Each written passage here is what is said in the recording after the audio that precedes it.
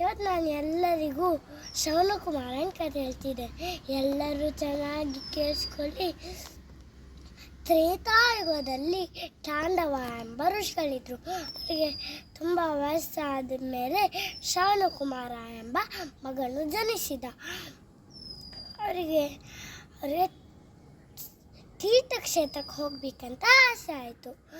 ಆದರೆ ಅವರಿಗೆ ಕಣ್ಣು ತೋರಡದ ಕಾರಣ, ಅವರಿಗೆ ತುಂಬ ವಯಸ್ಸಾದ ಕಾರಣ ಇದೆಲ್ಲ ಸಾಧ್ಯವಾ ಅಂತ ಅವ್ರು ಅನ್ಕೊಳ್ತಿದ್ರು.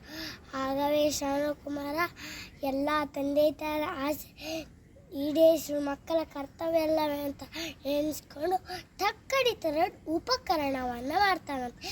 ಅದನ್ನೇ ಕಾವಡಿ ಅಂತ ಕರೀತಾರೆ. ಒಂದು ಕಡೆಯಲ್ಲಿ ತಂದೆಯವರನ್ನು ಕೂರಿಸ್ತಾನಂತೆ, ಇನ್ನೊಂದು ಕಡೆಯಲ್ಲಿ ತಾಯಿರವರನ್ನು ಕೂರಿಸ್ತಾನಂತೆ. ಹೆಗ್ಮೇಲೆ ಹಾಕೊಂಡು ಪ್ರಯಾಣ ತೀರ್ಥಕ್ಷೇತ್ರ ಕರ್ಕೊಂಡು ಹೋಗ್ತಾನಂತೆ. ಗುಡ್ಡ, ಕಾಡು, ನದಿ ಎಲ್ಲದನ್ನು ದಾಟಿ ಹೋದರೂ ಅವನಿಗೆ ಏನೇ ಸುಸ್ತು ಅನ್ನಿಸ್ತಿಲ್ಲಂತೆ. ಯಾಕಂದರೆ ತಂದೆ ತಾಯಿ ಆಸೆ ಖುಷಿಯಲ್ಲಿ ಪೂರೈಸ್ತಿದ್ದಾರೆ.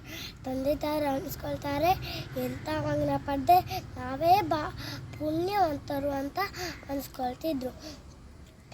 ಒಂದು ದಿವಸ ರಾತ್ರಿ ಪ್ರಯಾಣ ಹೋಗ್ತಿರುವಾಗ ತಂದೆ ತಾಯಿಗೆ ತುಂಬ ಬಾರಿಕೆ ಆಯಿತು. ತಂದೆ ತಾಯಿನ ಒಂದು ಕಡೆಯಲ್ಲಿ ಕೂರಿಸಿ ಹೋಗ್ತಾನಂತೆ. ಸ್ವಲ್ಪ ದೂರದಲ್ಲಿ ಒಂದು ನದಿ ಸಿಗ್ತದಂತ ಅವನಿಗೆ. ಆ ಚೊಂಬಂದ ತೆಗೆಯುವಾಗ ಗುಳು ಗುಳು ಗುಳು ಗುಳು ಅಂತ ಶಬ್ದ ಬರ್ತದೆ. ಅದೇ ವೇಳೆಗೆ ದಶರಥ ಮಹಾರಾಜ ಅಯೋಧ್ಯೆಯ ದಶರಥ ಮಹಾರಾಜ ಬೇಟೆಗೆ ಎಂದು ಬಂದಿದ್ದ. ಯಾವುದೋ ಆನೆ ಬಂದಿರಬೇಕಂತ ಭಾವಿಸಿ ಬಾಣವನ್ನು ಹೊಡೆಬಿಡ್ತಾನಂತೆ. ಅದು ಹೊಡೆದದ್ದು ಶ್ರವಣಕುಮಾರನ ಅಯ್ಯೋ ಅಂತ ನೋವಿನಿಂದ ಚೀರ್ತಾನಂತೆ. ರಾಜ ಏನೋ ಅನರ್ಥ ಅಂತ ಭಾವಿಸಿ ಓಡಿ ಬರ್ತಾನಂತೆ. ನೋಡಿದಾಗ ರಕ್ತದ ಮಡುವಿನಲ್ಲಿ ಶ್ರವಣಕುಮಾರ ಬಿದ್ದಾನೆ. ನನ್ನ ತಪ್ಪಾದರೂ ಏನು ರಾಜ, ನನ್ನ ವೃದ್ಧ ತಂದೆ ತಾಯರನ್ನು ತೀರ್ಥಕ್ಷೇತ್ರಕ್ಕೆ ಕರ್ಕೊಂಡು ಹೋಗ್ತೇನೆ ಅಂತ ಹೇಳಿ ಅವನಲ್ಲೇ ಪ್ರಾಣ ಬಿಡ್ತಾನಂತೆ.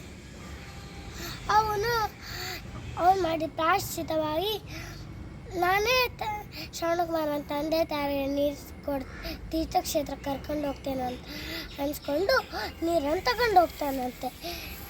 ಹೆಜ್ಜೆಯ ಶಬ್ದ ಕೇಳಿ ಬಂದಿರೋ ಮಗನ ಕೇಳಿದಾಗ ಏನೂ ಉತ್ತರ ಇಲ್ಲ. ಅಮ್ಮ ಮೇಲೆ ಕೋಪೆ ಅಂತ ಕೇಳಿದ್ರು ಎಂಥ ಉತ್ತರ ಇಲ್ಲ. ನೀನು ಮಾತಾಡಲಿಲ್ಲ ಅಂದರೆ ನಾವು ನೀರು ಕುಡಿಯೋದಿಲ್ಲ ಹೇಳಿದಾಗ ನಾನು ಶ್ರಮಿಸಬೇಡಿ ಅಂದಾಗ ನೀನು ಯಾರು ಅಂತ ಕೇಳ್ತಾರಂತೆ.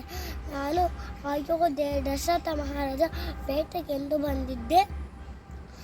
ನಾನು ಯಾವುದೋ ಆನೆ ಬಂದಿರ್ಬೇಕಂತ ಭಾವಿಸಿ ಬಾಣ ಹೊಡೆದ ಬಾಣ ಅದು ನಮ್ಮ ಮಗನಿಗೆ ತಾಗಿ ಅವನು ಮರಣ ಹೊಂದಿದ್ದ ಅಂದಾಗ ಅದಕ್ಕೆ ಆಕಾಶವೇ ತಲೆ ಮೇಲೆ ಬಿದ್ದಂತೆ ಆಗ್ತದಂತೆ.